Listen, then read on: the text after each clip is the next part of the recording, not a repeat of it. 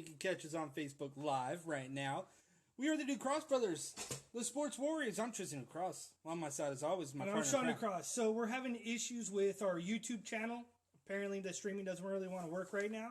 Right. So we're just going to do Facebook Live, and it is what it is. But you know what? We are the Sports Warriors, and this week, Tristan, we have the bad guy versus the bad boy at Bellator 170 going down at the Forum in LA. Yeah, and see, something that I find interesting about this is because leading up, Bellator has branded Chael Sonnen as this guy that is the icon. You have the icon versus the legend. In order to become an icon, you have to do something incredible in the sport. Am I misinterpreting that? Or I don't understand why you keep calling this guy the icon, because he hasn't done anything of any importance in MMA. He almost beat Anderson Silva. He has never won a championship. So where does this exactly happen? You know, I look at it as these two guys basically one and done. It's not going to be one and done, Tristan. It's one and done for Tito Ortiz, who announced that this will be his final fight. But it's not one and done with Chael Sonnen. Chael Sonnen, if he doesn't get popped for any substance abuse or anything this time, he will be back. And the thing is that Bellator has hit a gold mine with Chael Sonnen. We've said it over and over again, is that when you look at the bottom dollar and you look at what Bellator does so successfully, is create these freak show fights or these attention-grabbing fights. And that's what Chael Sonnen does. He speaks to the masses. He knows how to promote a fight. And when it's all said and done, the fight that everybody wants to see is the one that UFC couldn't make happen. Wanderlei Silva versus Chael Sonnen. That's the end game. That's where this is going to be. So you either are going to like it or you're not. But if Chael Sonnen doesn't get popped, it's not one and done. They'll find him again. They'll go ahead and promote a bigger fight. And that's what we're going to see, is a bigger fight in the future with great magnitudes. You have seen Bellator go to, Italy? You see them now start to travel around the world. And at the end of the day, when you start to see them travel a little bit more, what better than to take them to the global aspect that nobody's thinking about? Wanderlei Silva versus Chael Sonnen in Brazil. Why is nobody talking about that? That in itself is unique. Wouldn't you go and see that? You want to draw viewers to Spike TV. You want to keep putting out stuff back on free TV? There's free TV. You want to blow ratings out of the water? There you go. Put it in Brazil. Put it on free TV. Get after it. See, that's the way that it should be, though. You know, when you're looking at free TV every single time, you need something to grab somebody's attention. It's just what boxing is doing right now. Free TV is where it's at. Nobody cares about buying pay-per-view, and ain't nobody going to pay pay-per-view money to watch Conor McGregor make a decision. Right? So let's stop with all this pay-per-view. Because to me, it was really watered down and pushed aside when boxing was the premier sport on pay-per-view. Am I right? Yeah. And for years, that's where you could only watch combat sports. But now nobody wants to spend $60 on a pay-per-view. And I think that's where to see a watered-down product. And I think that's where Bellator does it successfully, is they realize it's not necessarily in pay-per-view buys. You know, people are going to want to do that. But it's getting to the point, it's all about the ratings, how you can draw in sponsorships, how you can do all that stuff, and bring in money a different way to pay more. And yeah, pay-per-view is good. You get a good percentage of it. Don't get me wrong. But a lot of people nowadays, they don't have all the money in the world to go out and to buy a $60 pay-per-view or an $80 pay-per-view. So what does majority of the people do? They stream it online. So Bellator, when they can get fights like Tito Ortiz versus Chael Sonnen, you can't help but be intrigued by it. You can't help but go, you know what? That's the fight everybody wants to see. So smart, strategic play by Bellator again, whether you like it or not, Tristan. That's what they do successfully. And at some point, you've got to realize that. And when you're looking at comparing like what Bellator's putting on free TV compared to what UFC put on the other day on free TV, I'm sorry, I'm going all Bellator on this card. Because you got Derek Campos versus Derek Anderson on this card. You have Paul Daly on this card against Brennan Ward, which is just a ridiculous fight in itself. And what did you have? You had old man BJ Penn looking rather old. Which we'll talk about here coming up in a few minutes. But you're talking about, we titled this show, The Sports Warriors End of the Road.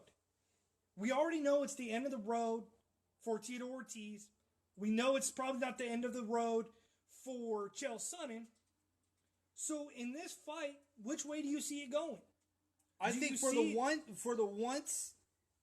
one time, I honestly think that Chael Sonnen, the bad guy, is going to walk in there and he's going to be able to get that W inside of a cage over Tito Ortiz. You know what I want to see?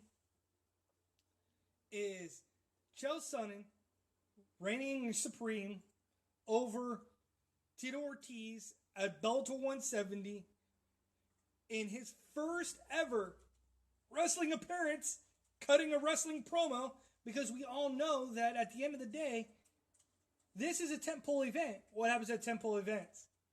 They go big. They go real big. We haven't seen the creative mind of what Chael Sonnen is going to come out. Titantron-wise, walking down the aisle-wise. Is he going to come out with Ric Flair's robe? See, we can't even talk about the fight. We want to know what Chael Sonnen's going to do because we all know his love for wrestling. And the fact that he could cut promos in itself, like King Mo. If King Mo goes big, you know that's going to happen too with Chael Sonnen. Right? I just love the fact that I could see him walking down with the Titantron. I could picture him like John Cena-esque in WrestleMania with the brigade behind him, with the old school mafia guns and stuff like that. That's what I see Chael Sonnen coming down to. Yeah, no. And let's get him a Cesaro tearaway suit, so he can walk down and just tear away his suit and get into the Hulk Hogan and just rip his shirt. I can see all that going down. It's going to be an interesting event. But that's because Chael Sonnen sells. But you've got basically two wrestlers going toe-to-toe inside an octagon. World-class wrestlers. The only thing that stands out compared to the two is that Chael Sonnen is better on his feet. He trained in boxing. He's a better striker. We've seen him be able to take the fight game to an Anderson Silva. So, let's see what's going to happen.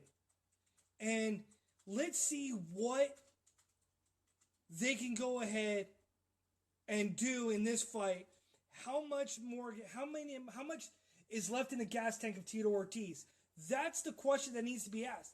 Because we saw him against Stefan Bonner. They were gassing out and going, yeah, but they still drew an incredible amount of a big enough crowd, big enough purse in Bellator history. And it's funny because Dan Corin in the chat room on Facebook right now says, bring the hoe train like Godfather. Yeah, absolutely. At this point, you in LA, everything, the whole entire book goes out the window. What about bring out Flash Funk? Yeah. Come on now. You want to go back that old school? Shoot, let's watch him bring out the Nitro Girls. Let's see that all over again. Come on. You could go all day with this stuff. I mean, you saw Ken Shamrock come out with Road Warrior Animal. You could dig real deep in. He's called the bad guy. Watch him come out with NWO behind him. Dude, and you got Scott Hall coming down like that and going, I'm the bad guy. You got so many avenues and so many openings that you could just go so many different options for Chael Sonnen. So it's hard to think about anything outside of the actual fight, because I'm more intrigued about what Chael's son's going to do. You know, I want to see live television. I want to see what he's going to walk down the aisle with. But when you're actually looking at this too, is that let's talk about the other fight that's on the card that's really been underneath the radar, and that is Paul Daly versus Brennan Ward. Like, we all know that Simtex is a bad man. We know that he has incredible power, but he did lose his last fight. He is beatable. Brennan Ward is that guy that can do it again. Oh, I don't doubt that. Brennan Ward has been one of the rising prospects in Bellator for quite some time. Yes, you know what? Brennan Ward lost his last fight as well. So they're coming almost on even playing field. Absolutely. But Brennan Ward said something unique and interesting, which was that him and Paul Daly, it's not in their nature to have a boring fight. When you look on paper about what Brennan Ward has done in the last 6 fights, 3 knockouts in the first round, 2 submission wins. The guy's an animal through and through. You've seen Joe Lozon go ahead and change and adapt and evolve in the MMA game. We'll talk about that and his involvement and his ever growing of the game. But you look back, he's Bellator's Joe Lozon. Is that he's learned and said, you know what? I need to bring the fight game to everybody. I can't be one-dimensional. And Brennan Ward is not one-dimensional. He can put you on the mat and he can submit you. See, you look at Paul Daly, he's a true through and through kickboxer. I mean, he's one of the best pure strikers in the game. When you look about crisp cuttingness of striking ability, you could go back and say that Tyrone Flash, he's a better strategic striker on the independent scene, I guess you can say. But when you look at Paul Daly, he's right up there in his striking prowess. But see, my issue now coming into this is that last time we saw Paul Daly, he fell ill to a horrible weight cut. Does he make weight this time? And that's the biggest question. Is he going to make weight? Because he nearly killed himself trying to make weight last time.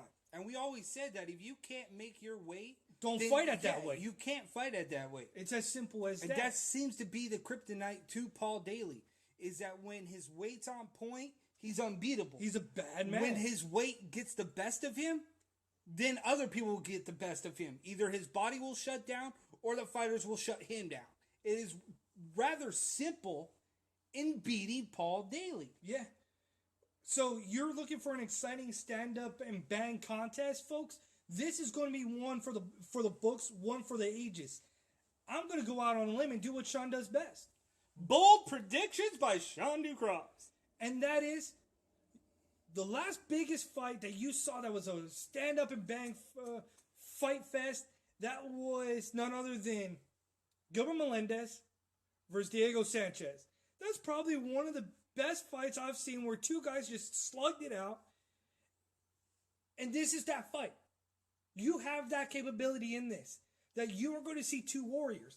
This fight is not going to end in the first. Is not going to get past the first round. Oh, absolutely not. It will end in the first round. Somebody's head's going to be decapitated. Absolutely. It's going to be like that. Then you got a sneak attack fight by the Japanese musketeer. Or yeah, you got that one. Helic Gracie. That's a guy's been gone for quite some time. He's been on the independent scene. Now he's coming back, right? And now he's coming back. He's legacy through and through. He's a Gracie. Yes, I know what you said about the guy. We're not going to dog him like that right now on our show. But what we will say is, hey, you can't live on the name. So when you got a name like that, you got to come out and you got to fight. You got to show your worth. And Helic Gracie has to show his worth. And if you got anything with Kato is there again.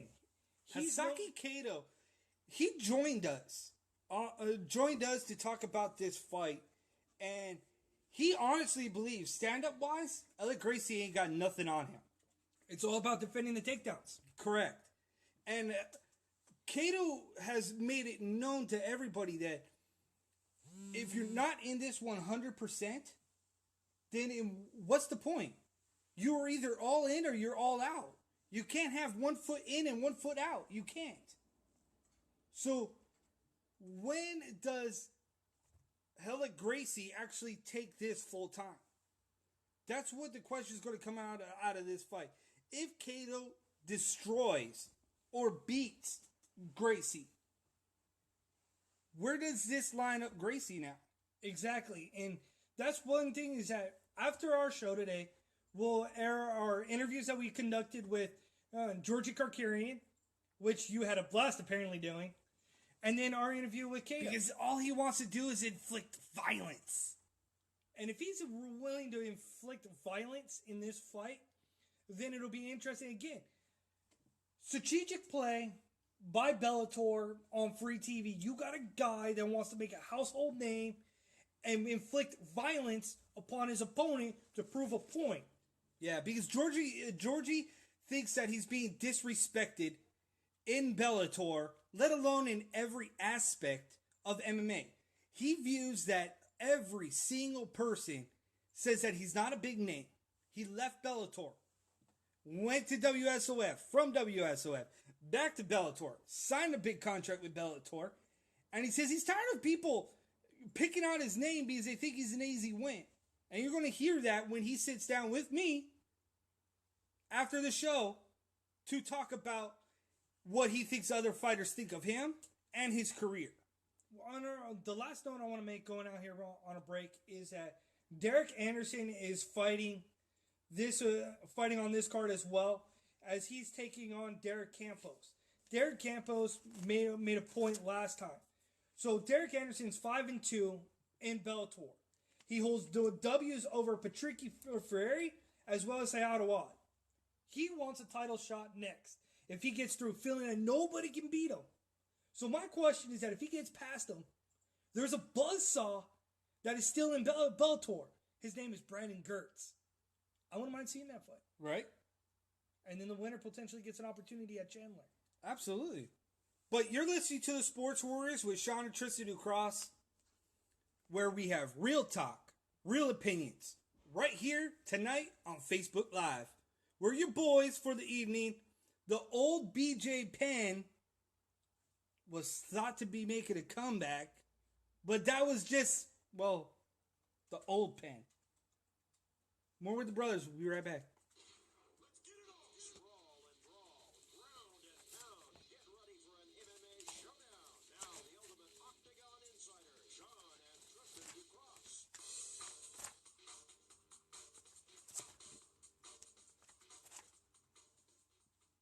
All right, everybody, we are back. We are your boys for the evening. So pull up your chair, grab a beer.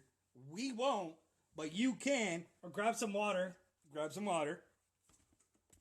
And let's kick back and talk some combat sports with your boys. Just join us in the Facebook. We'll Right. talk. We'll answer your questions. Although Roberto says LFA, laugh out loud, first Not- event. We'll get to that later. Not sure about what that is, but every time I see LFA, I think something with lingerie football. Right? That's what I always think. It just seems like a weird analogy. That's like I'm that's still like, trying to get used to that. That's like TNA Impact Wrestling trying to figure out what's their identity. What, are they the butterfly? Are they TNA? Are they Impact? Are they some kind of eagle with a wrestling? I don't know. But they have an identity crisis. We'll get to that soon. Trust me on that. You don't want to sleep on that, but somebody that did go to sleep Was BJ Penn. Yeah, right? And like Roberto Villa from Fight Book, if you look over my shoulder right there, see? Fight Book. Fight Book from Fight Book MMA mentions Pantera. Pantera did something that many people were hoping he wouldn't do to BJ Penn, and that was basically just embarrass him. People thought that BJ Penn was ready, healthy, willing to go, changed his camp, joined Jackson and Wink, and was basically the same BJ Penn that took on Frankie Edgar back in his featherweight And debut got destroyed. and got beat badly. I had a hard time stomaching watching that fight, Tristan. So did I. And when you see that fight and you see the vicious kicks coming from Yair Rodriguez, it was like one of those things like I was grimacing. Was it just me? I was tucking in going, oh. Sean, was it just me, or did this boy look like he was old, rickety floorboards? Like every single time he would walk, you'd get that little creak on the floorboards and that little uneven wobble that all of a sudden he would kind of flinch every single time that Yair would walk towards him. Like, oh, there's a crack in the floorboards. Every single time I felt bad for BJ Penn. He would, dude, stop. Go home to Hawaii and deal with what you need to do. Yeah, go back home and do what you need to do. That is just stay retired. I do not want to see another legend get embarrassed as bad as he did. But I felt bad for BJ Penn because I didn't want to see BJ Penn go out that way. He's done so much for the sport, done it so much for Hawaii. So for him to get beat that bad, just because you have the itch to come back doesn't mean you come back. It's not always a good thing. Yair is a guy that, I mean, he could be like what Conor McGregor is right now for the UFC. Oh, yeah. And he's got that level of talent, it seems, like that he's got going on. And the fact that he doesn't have to stand and strike with you, that he can physically break you with just kicking you. See, and Yair, something that's also very interesting to him is because he's a Mexican descent, him being home on his home turf doing this, it also says a lot that you can build a star in Yair, in Mexico, not to take away from the legend himself and Julio Cesar Chavez, but you could almost see that if this guy continues to run off wins and rack off wins and wins titles, he could be the next Julio Cesar Chavez in Mexico. If you're looking for that it guy to ride the coattails of, to get pay-per-view buys, to get purchases, you look at Conor McGregor and what he's done for Ireland and what he's done for the UFC. But you're looking for that it guy that you can put in Mexico, that when they go to Mexico, it's going to sell out. Yes, you got, because you will want you got to everybody pay for else, this guy. But Pantera is going to be that guy.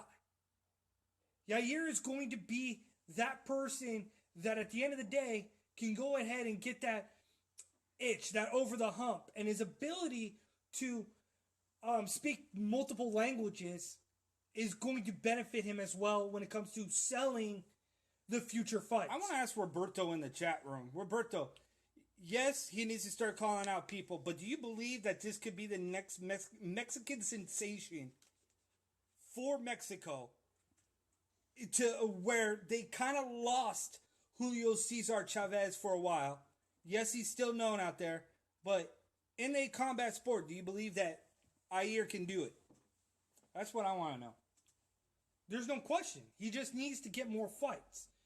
And that leads me to another question, and that is, who's left for him to fight? I'm more interested in seeing if he can go ahead and keep climbing up that ladder and get into the top 10. Does this get him into the top 10? And there's your answer. See, I just see so much potential, and so does Roberto. Is that Yair, it continues to just, it could be the limit, the ceiling for this kid is unbelievable. No doubt. But the ceiling for Joe Lozon, you thought was going to be capped off at one point. Right. That, he was going to be just the it kind of guy, that he was your gatekeeper. He was your guy that was the middle of the road guy. He wasn't going to get that next upper echelon fight. But yeah, he continues to fight, continues to move forward. Reminds me a lot of Donald Cerrone, just willing to fight, take fights. And when you look at this fight, Joe Lozon took on Marcion Held. Marcion Held in that fight was a back and forth seesaw of grappling. Who's better grappler? And Joe Lozon did a pretty good job at defending the takedowns, or the submission attempts, on the mat.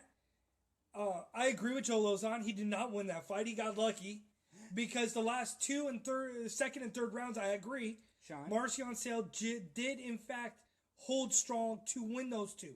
If I'm Held, I will go to the police department and file a police report for being robbed at gunpoint by the judges on this one. Held won that. Plain and simple. He got robbed. At gunpoint, at knife point, robbed in a grocery store. I don't care. This dude needs to file a police report. He needs this win overturned. Or at least be booked like as if he won. Because, dude, that was ridiculous. It's not going to be overturned, but I will give it to you that he should be given a fight next as if he won. Rightfully so, rightfully deserved. But that was a good fight. I mean, Joe Lozon, though, in the first round, Tristan, came out throwing bows. I mean, it was like, I feel bad for Marcion Hell. He just came this close to getting knocked out, and then basically he just gassed out. Had a hard time defending off his back. But if you're looking at the future and you put this fight and say, you know what, Joe Lozon won it. It is what it is. The next fight are two interesting ones that I have. Is, yes, you know, Rafael Dos Anjos is moving up in weight. And he's moving up to welterweight. Right. But if he chose to stay down, wouldn't it have been an interesting fight between Joe Lozon and Rafael Dos Anjos? But if he doesn't come back down, the other fight I have, you would talk about evolution and Joe Lozon evolving as a striker and an MMA fighter. You have to give props, though, for Joe Lozon. Because for years, this was a guy that never backed down. Right. Never backed down from a fight. Was always that guy that was going to give you the best he had, regardless if it was good enough. I remember that he had fights where he was sick and he was still out there fighting. Yeah. So, here's a guy that never gives up, never turns down a fight, because he understands that this fight game, it can leave you in the dust real quick. So I would like to see that if the RDA fight doesn't ever happen, is Anthony Pettis. Both strikers. Anthony Pettis is coming off a loss from Max Holloway. He's looking to try to get back into the fight game and keep his name up there. Joe Lozon is climbing the rankings. So he's an interesting fight. You want to look at good fights, good exciting fights? Joe Lozon will give you that, win, lose, or draw. He will take on the bigger names. He will fight till the finish. But I kind of like the fight, too, between Court McGee and Ben Saunders. You're talking about an exciting fight, is that here's a guy, Ben Saunders, that is always trying to get a fight. Regardless if he loses, get destroyed, come back, whatever. This is a guy that continues to look for a fight, Sean. And it's amazing that this guy got Court McGee, who is really rather quite boring as a fighter. And you see it firsthand that, you know, he's kind of becoming a gatekeeper of the division right now. You know, he dropped down in weight. And you're thinking, well, drop down in weight. This could be your weight division. And all of a sudden, he's like trading wins for losses at this point. So at what point is it enough for this guy to just say, you know what, I'll never get a title shot? Are you content with being a gatekeeper? Some people are, because they put on good fights and they get paid for good fights. Simple as that. One guy I'm interested in seeing where his future goes is Sergio Pettis. He looks such like a better striker than his brother does on the feet.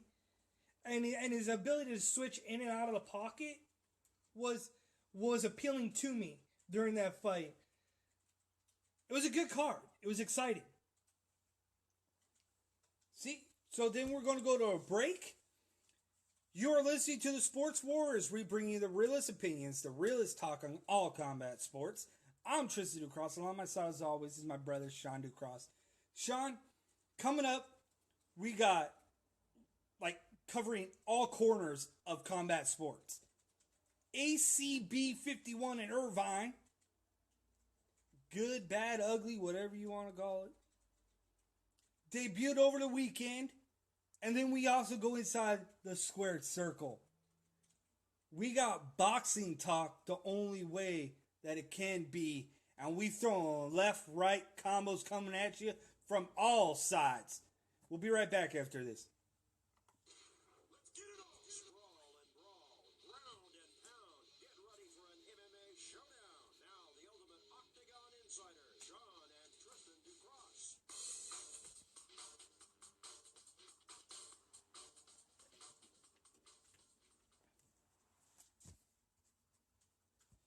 right, everybody, we are back.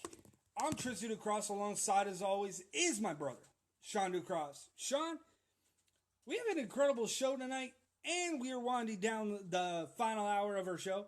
But ACB 51 happened over the weekend, and nobody really showed up. I don't care if anybody showed up or not showed up to the fight. That was the mostly irrelevant thing for me when I was watching it. Yeah, I got home and I was able to catch the last couple of fights. And Luis the Baboon, he fought in the co-main event. Boy, was that a good fight. I mean, he was slugging it out. And it was like, okay, that's Luis Palomino right there. And he won the fight. It was exciting. But one, I got to take credit away. And last week when we talked about ACB, we talked about Jared Torgerson and said that he's a journeyman. And that's what his record shows. But I could see why he's a journeyman. And I don't mean that in a bad or negative way at all.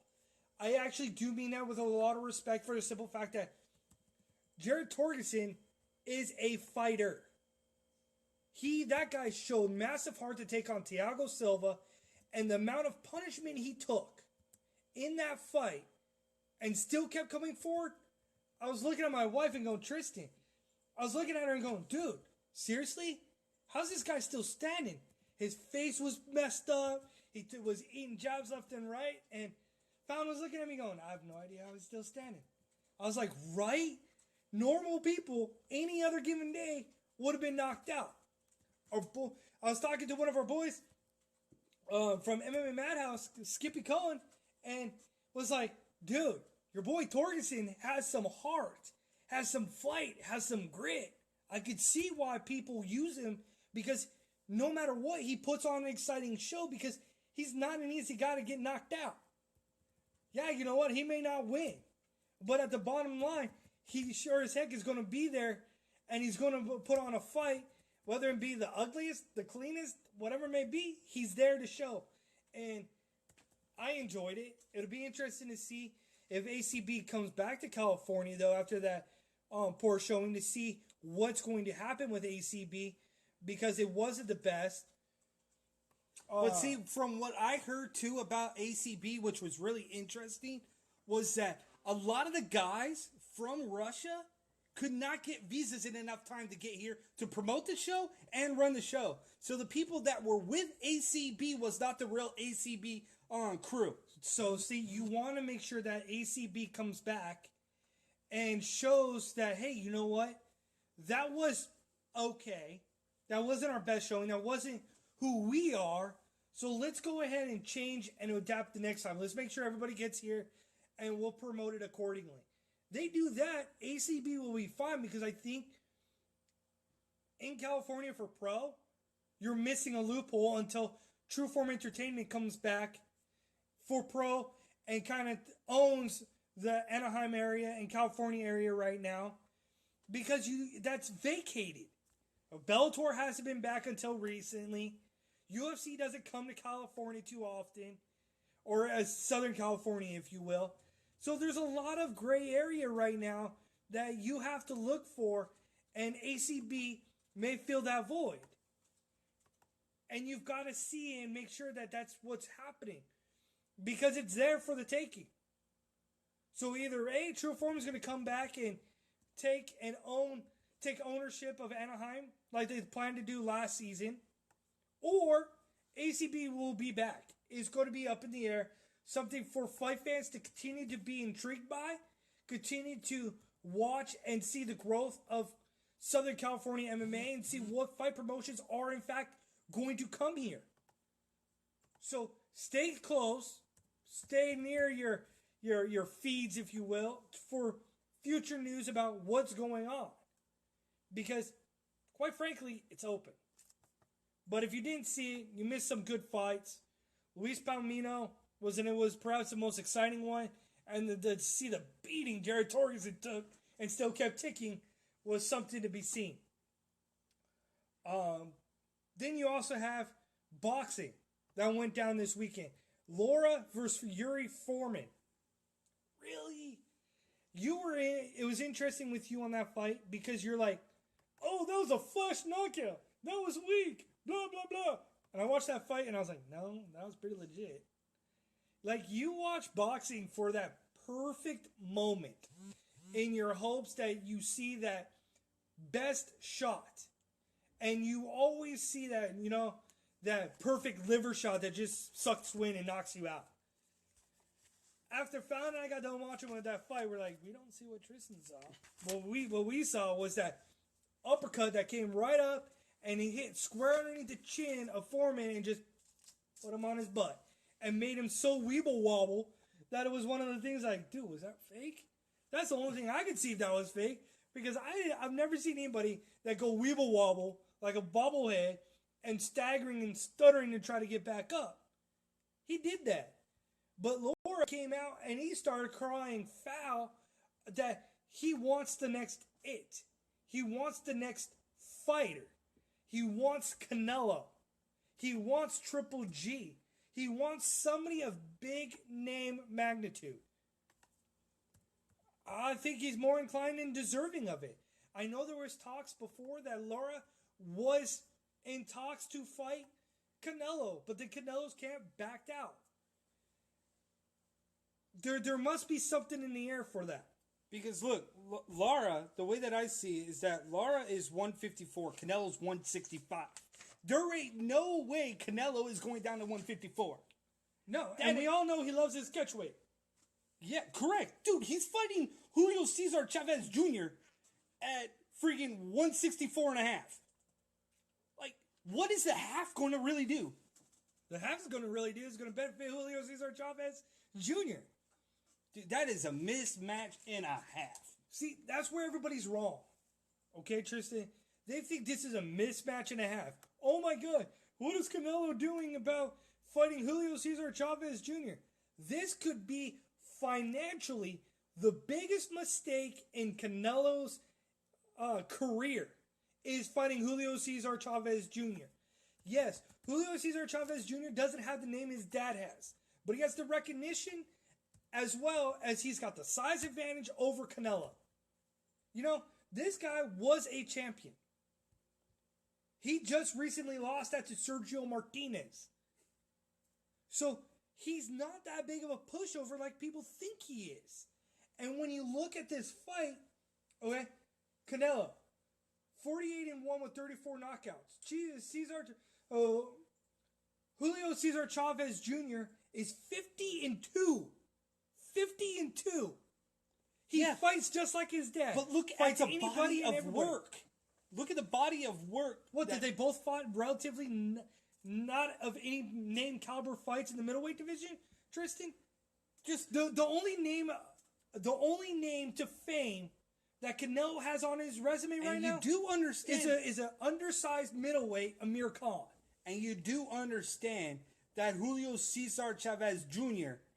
is the smallest fighter out of both of these two. No, he's the biggest one. No, he ain't.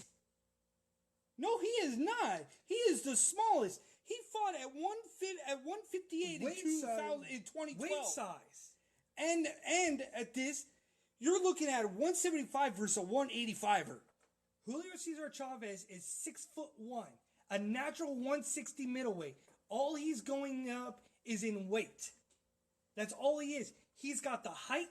He's got the reach over Canelo. But all he's got to do is be the bully in this fight. The only thing that Julio Cesar Chavez Jr. has going for him is the fact he has a chin. And he can be the bully. That is it. And he can be the bully. When he's been the bully in all of his fights, that's how he wins. He is a taller, slower version of James Kirkland. James Kirkland is tiny and loves to get in the pocket and swing. You saw what Canelo did to a slow, stocky, big guy that was almost the same frame size as Canelo, and Canelo destroyed him. I mean, I'll give you credit, Tristan. Now you look at Julio Cesar Chavez Jr., and this is a mismatch of epic proportions. Exactly what I saw. You can see it that way. I don't see it that way. Hey. I'll give you the Canelo props in that Canelo has better hands. He's faster. I'll give you the skill level is on his side. Your bold prediction right here on the Sports Warriors. He's calling Julio Cesar Chavez Jr. I laugh at that idea. Because you're afraid to stray away. I call it the way I see it. You're afraid sometimes to stray a little bit off center. Hell no. But even just like on PBC, on Spike, dude, those were complete mismatches, like in a half. So you're saying that James DeGale versus Badu Jack was a mismatch? On PBC, Badu Jack was not on PBC. Oh, Laura Foreman, I don't care about that. That was the only main fight, Tristan, that I cared about was Laura versus Foreman. I already told you that. Who cares about the rest of the card? But James DeGale versus Badu Jack that was a on good Showtime fight. Was perhaps the fight of the year. Oh, absolutely. And everybody was up in arms and said, Badu Jack won. Badu Jack won. And then it's like, you should see our scorecard. It looks like chicken scratch. Trying to figure out where it all went wrong. But at the end of the day, the bottom line was that we came down to the same scorecard as two judges. 113 to 113. We had it as a draw. Whoever scored it 114 to 112, you were insane. Because even after scoring 3 rounds differently between the both of us, we still came up with 113. Came up to 113. We still came down to the draw. So to say that Badu Jack won, you didn't watch the fight. Because that was a back and forth slugfest through and through. The only thing that bothered me was that some of the scoring were suspect early in the fight when you had James DeGale winning that fight early on based on volume. Body of work. Like, seriously, he wasn't penetrating the guard of Badu Jack. So, and then Floyd Mayweather saying he was robbed. Sometimes he has beer goggles on. Right. And he's not watching the same fight that everybody else was watching. But don't get me wrong. I'm a fan of Badu Jack. I think what he's able to do is great. And one thing I was telling you during that fight, and I was telling my wife during that fight was, man, you're watching two guys fight in the phone booth. Literally standing there, just trading and hitting each other. They look like they went into the phone booth where Superman usually changes out into his cape and flies out like he's Superman. That's what I thought these two fighters were doing. Right? They got in the exact same phone booth in Metropolis, and they both came out like they were Superman, just out there slugging it. Both these guys, I'll give them A for effort, because they knew what was on the line when there was 2 titles. But to think about this is that also, that was this always in the back of the head of Badu Jack, knowing that win or lose, this was basically his last effort in this weight division, because he was moving up to light heavy. Yeah, and when you're a bigger fighter and it's hard for you to make 168, it makes sense that it's time to move up. But when you're in a slugfest like that and you put on a show for the fans, dude, go back, rematch the fight. But I think he kind of, if you want to play devil's advocate, maybe he milked it a little bit and didn't try to finish the fight like he could have. Just because he knew he wanted to hold on to his title and didn't want to risk anything. But then again, at the end of the fight, he said no to the rematch. Even though James DeGale was trying to plead with him to take the rematch, it was worth it on both parties. In fact, news has come out. They even said that, dude, go to London, we'll pay you. Yeah, but news came out. Badu Jack has relinquished his WBC title. And in fact, he will be moving up to light heavy.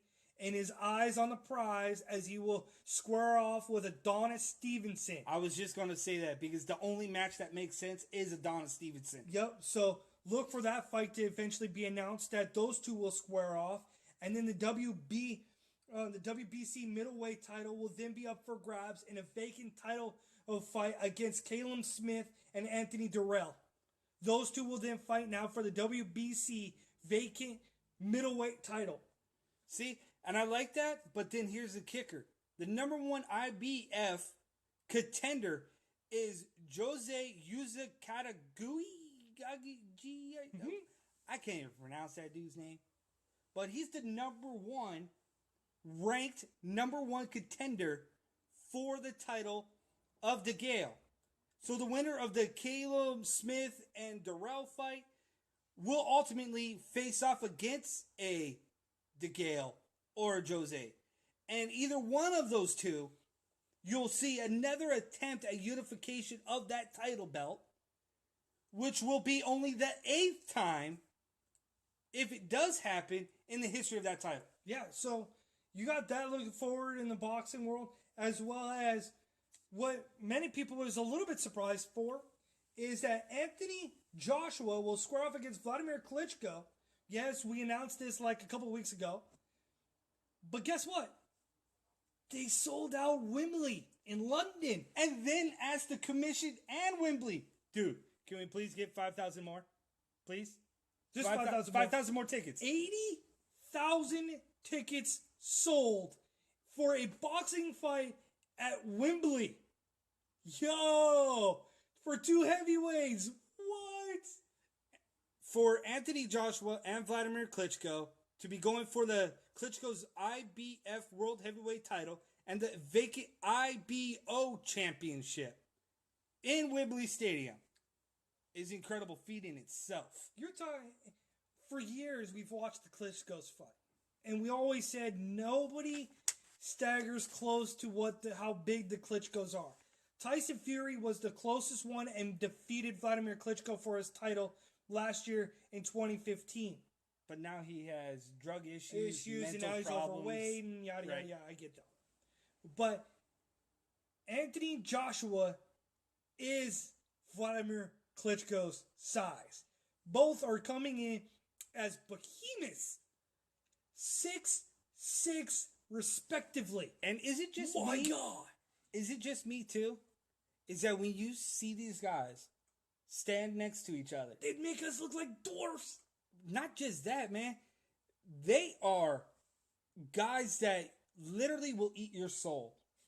Because when they were standing face to face at Wembley Stadium, I'm like, dude, alone, that is incredible to see these two guys standing there. And the stature, because many people thought that there would be nobody that would be able to step up to Klitschko. You know, I've heard Deontay Wilder. I've heard Anthony, Joshua. I've heard so many other names. But nobody has ever really said, you know what, I'm the man. Joshua has.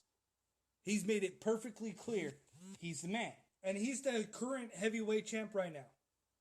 So when you look at this fight and you're seeing, well, this is going to be an interesting one. And the fact that they've sold out on Wembley, bravo to them.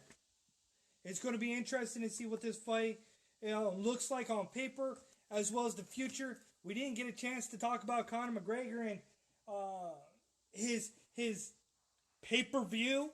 So next week's show, yes, we're going to talk about that. We'll bring that one back, and we'll get a chance to talk about that. But for right now, we are the Sports Warriors. You can check us out on www.thehotspot.show.com. You can also check us out on fightbookmma.com. You can join us in the group on Facebook at Fightbook MMA to talk about MMA all night long, about all events related to combat sports on there as well. We're always interactive. We're always talking to fight fans. So come join us. Realist talk, realist opinions, yo boys, the Ducross Brothers Sports Warriors. Until next time, we are done and we are out of here.